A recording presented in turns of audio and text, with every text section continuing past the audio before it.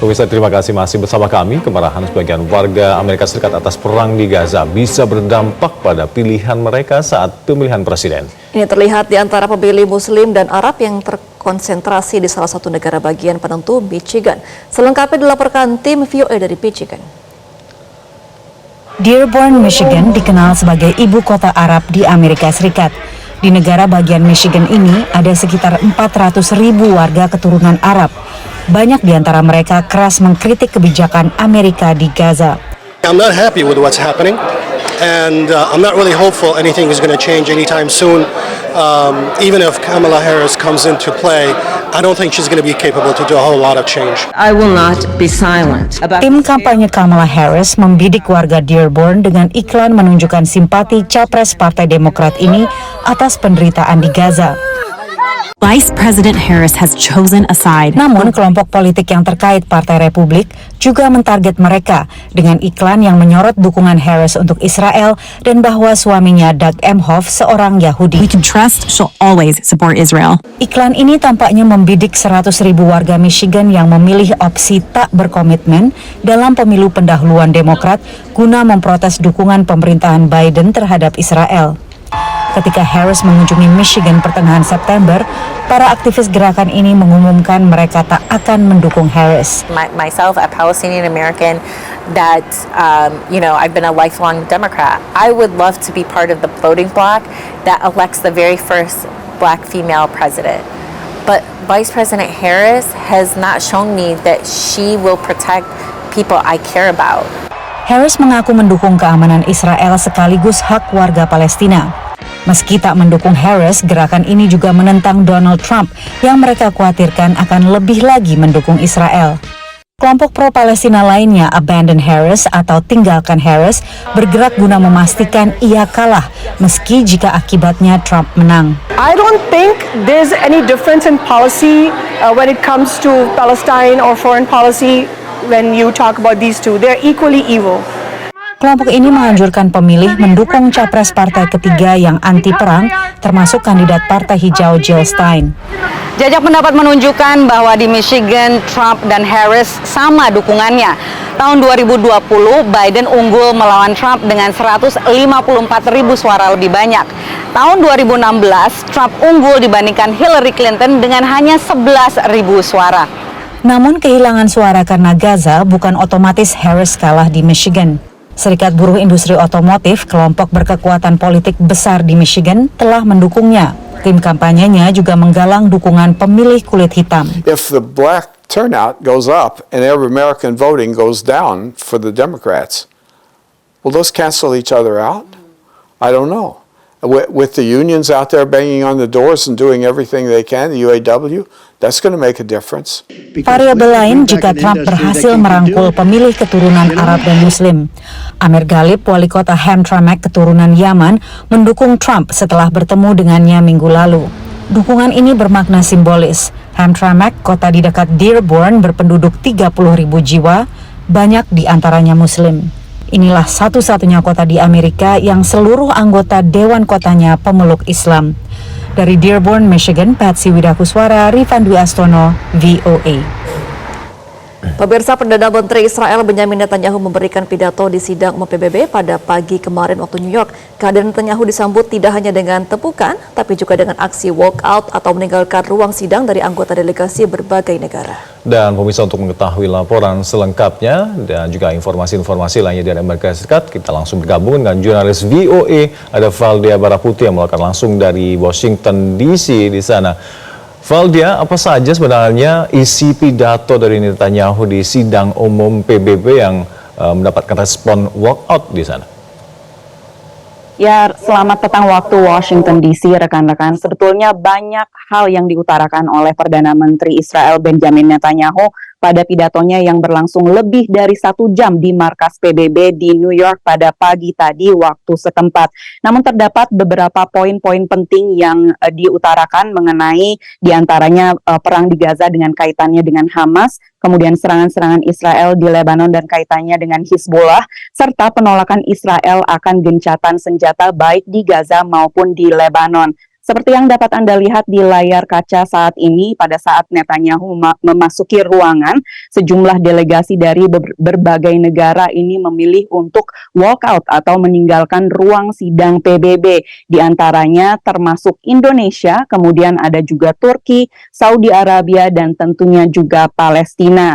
Namun, selain disambut dengan walkout, Perdana Menteri Israel Benjamin Netanyahu juga disambut dengan tepuk tangan dari negara-negara atau dari delegasi yang memutuskan untuk tetap tinggal dan mendengarkan pidatonya. Saat Netanyahu berbicara dapat dilihat banyak meja-meja dan kursi yang kosong, namun ia tetap melanjutkan pidatonya. Di awal pidato, ia mengatakan bahwa tadinya ia tidak berencana untuk hadir di sidang umum PBB ke-79 ini. Namun ia mengatakan banyak fitnah dan kebohongan yang ditujukan pada Israel sehingga ia memutuskan untuk hadir untuk meluruskan hal-hal tersebut. Yang pertama adalah mengenai Gaza. Netanyahu kembali menegaskan dalam pidatonya bahwa perang di Gaza atau operasi militernya dapat dibenarkan dan diperlukan untuk mempertahankan diri.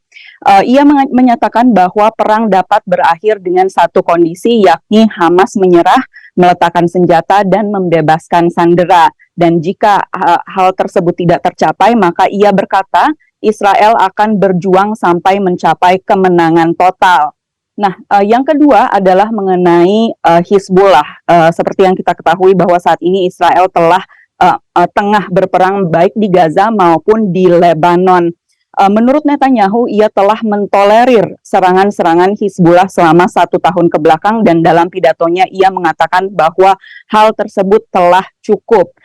Ia berkata bahwa ia akan terus menyerang Hizbullah di Lebanon sampai tujuan Israel tercapai, yakni mengeliminasi ancaman terhadap Israel. Tidak lama setelah Netanyahu selesai berpidato, militer Israel berkata bahwa mereka telah meluncurkan serangan terhadap Hizbullah di kota Beirut di Lebanon yang mengakibatkan ledakan-ledakan besar di kota tersebut. Beberapa lama setelah pengumuman dari militer Israel tersebut, Netanyahu juga mengumumkan bahwa ia mempersingkat kunjungannya di Amerika Serikat dan bertolak ke Israel pada malam ini waktu setempat.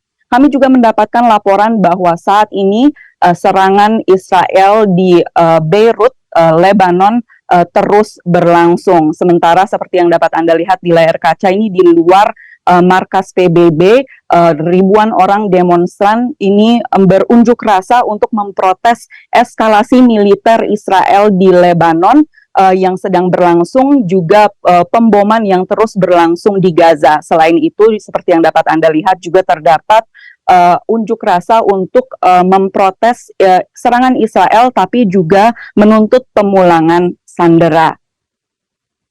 Ya, rekan-rekan dan pemirsa, itulah update atau perkembangan terbaru mengenai pidato dari Perdana Menteri Israel Benjamin Netanyahu di sidang umum PBB di New York. Kita beralih ke berita lainnya. Ada satu hal permasalahan dunia yang dapat kita coba atasi bersama, yakni mengenai permasalahan sampah plastik. Di Amerika Serikat sudah banyak toko-toko isi ulang yang mewajibkan orang-orang yang berbelanja untuk membawa wadah untuk diisi ulang dengan berbagai kebutuhan sehari-hari. Seperti apa toko ini? Simak laporan berikut ini. Sebelum berbelanja di toko ini, wadah-wadah kosong seperti botol dan toples harus ditimbang terlebih dulu, lengkap dengan tutupnya. Setelah itu, pengunjung bisa mengisi ulang berbagai kebutuhan sehari-hari ke dalam wadah mereka. Mulai dari kebutuhan pokok seperti minyak goreng dan pasta, dan kebutuhan perawatan diri seperti sampo dan kondisioner. Mala membuka toko tanpa sampah bernama Trace pada 2021. I got the idea to open the store, it was like 2018, so how many years, almost 6 years ago. I got tired of seeing so much garbage and plastic and trash, like single-use coffee cups, like single-use packaging, and I knew that less and less was going to be recycled. Menurut data Greenpeace, di AS hanya 36% sampah yang didaur ulang, tapi untuk plastik jumlahnya lebih kecil lagi. Hanya 6% sampah plastik yang bisa didaur ulang. Sementara belasan juta ton sampah dunia berakhir di alam bebas setiap tahunnya. Kontributor utamanya kemasan sekali pakai. In the 3 years that we've been open, we've refilled 21,000 containers. That's just containers. That doesn't even count the things that are not wrapped in plastic. Pelanggan mengaku mendapat kepuasan tersendiri belanja di toko isi ulang. Oh, you feel good because you're doing your little bit for the environment, and the staff are very friendly and helpful, and they're very much into doing for the planet and the environment as well. So yeah, it feels good. Rekan-rekan dan pemirsa, di Amerika Serikat saat ini sudah ada sekitar 1.300 toko yang seperti ini, yang seluruhnya isi ulang maupun sebagian atau memiliki seleksi produk isi ulang yang besar. Saya dengar juga di Indonesia sudah mulai ada. Begitu rekan-rekan, kembali ke studio. Baik, terima kasih laporan Anda. Valdea Baraputi melaporkan langsung dari Washington DC, Amerika Serikat. Selamat bertugas kembali, kami akan terus menunggu update informasi dari Anda. Jelajahi cara baru mendapatkan informasi. Download Metro TV Extend sekarang.